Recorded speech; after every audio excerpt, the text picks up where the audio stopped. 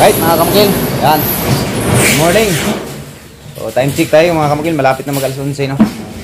Dito tayo sa Tagum no. Nandito tayo sa Tagum project. So kanina alas 5 mga kamukil, doon ako sa Davao, pinuntahan ko doon. Inayos ko din yung mga trabahoin doon. And then 5:30, diretso na ako dito sa Tagum no. Okay, so update tayo dito mga kamukil sa Tagum project no. Right. Yan, pinapapansin nyo mga kamukil. Si Kuya Roldan galing Misamis. Misamis nyo kuya no? Ha? Misamis, galing Misamis. Kaya yung ating welder no? So marami yung welder natin dito. Kaso lang yung ibang welder all around din.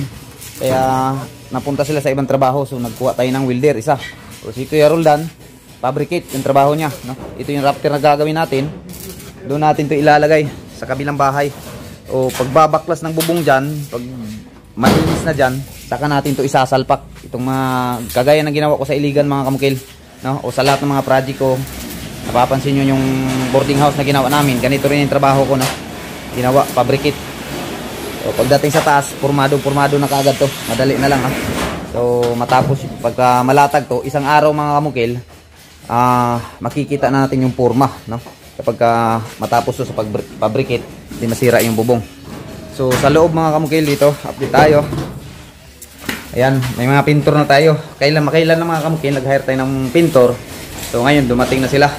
Yan si, ano pangalan kanino mo doon? Mark, si Mark, no? Pintor din yan, magaling na pintor, finisher. Kapatid ko yung magdadala sa lahat ng mga pintor, no? Sa lahat ng mga project natin. Sila yung makakasama natin.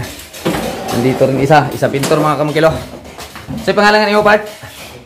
Nicole, yan. Taga Davao lang sila mga kamukil, no? Itong nakukuha natin pintor, lahat sila taga Davao. Okay, meron tayong 4 na pintor. So ito mga kamukil, ngayon, ano pa sila? 4 na pintor, buo pa sila. Pero kapag makuha natin lahat ng project mga kamukil sa Davao, maaaring magkahiwalay-hiwalay na to sila. Magdadala lang sila ng mga kasama din nila. So sa pagka ngayon, dito lang muna sila kasi madalian to mga kamukil, no? Kailangang mailipat ko na sila sir sa susunod na linggo dito. Para yung kabilang bahay na naman yung aming tratrabahuin. Right, yung ating electrician mga kamukil, ano na rin, na ayos-ayos niya na lahat. Kaso lang may mga additional na pinatrabaho dito. Room 4 tayo mga kamukil. Ito may pintor dito. So pangalan kanina mo doon? Vincent Almero. Si Vincent Almero. Shoutout kay Vincent ko. Taga Davao. Yan, Davao sila lahat mga kamukil. Isang pintor din, no? Finisher. May 4 na tayong pintor, kompleto na.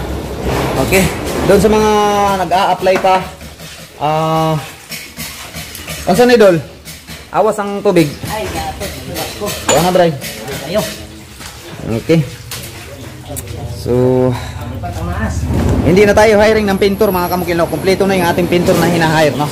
So, kompleto na yung pintor na kailangan natin. Kaya, stop na yung pag-hiring ng pintor, no? Okay.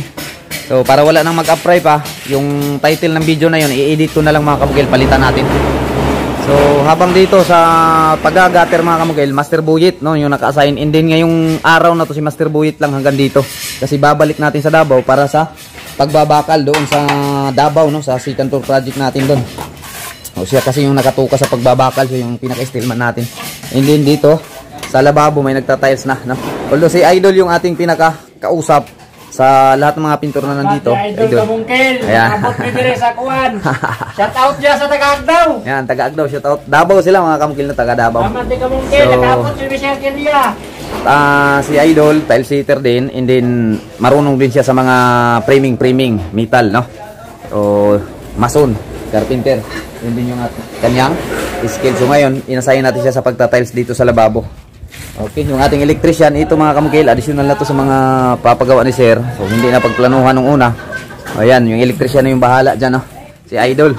Sa next week mga kamukil, lipat na naman to sa Davao upang mag-piping na naman sa electrical doon sa second floor project natin sa Davao. Habang si Brian mga kamukil, taga Osamis, no?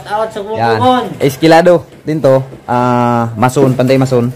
So kulang pa siya sa pagta-tiles kaya inassign ko muna siya dito, no? Sa ating tile sitter. So dito siya kukuha ng kaalaman upang paano mag-tiles, no?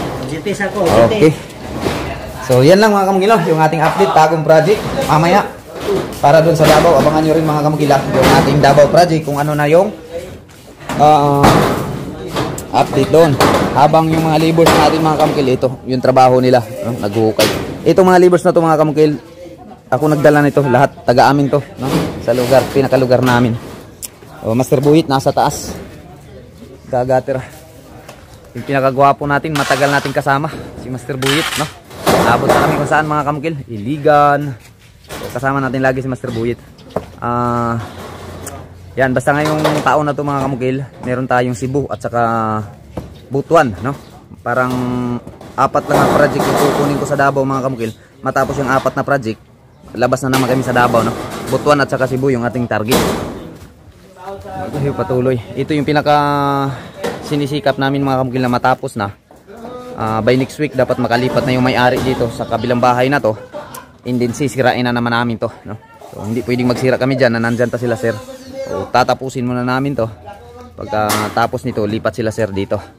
O kaya nag-hire tayo ng marami, no? So, marami-rami na yung tao natin dito. Hindi sa Davao rin, marami-rami din. Okay, basta yan lang mga kamukil. Tuloy lang sa diskarte, no? At sipag, yun yung pinaka-importante. So, yan lang mga kamukil. Thank you. Maraming salamat. Right, mga kamukil. Yan.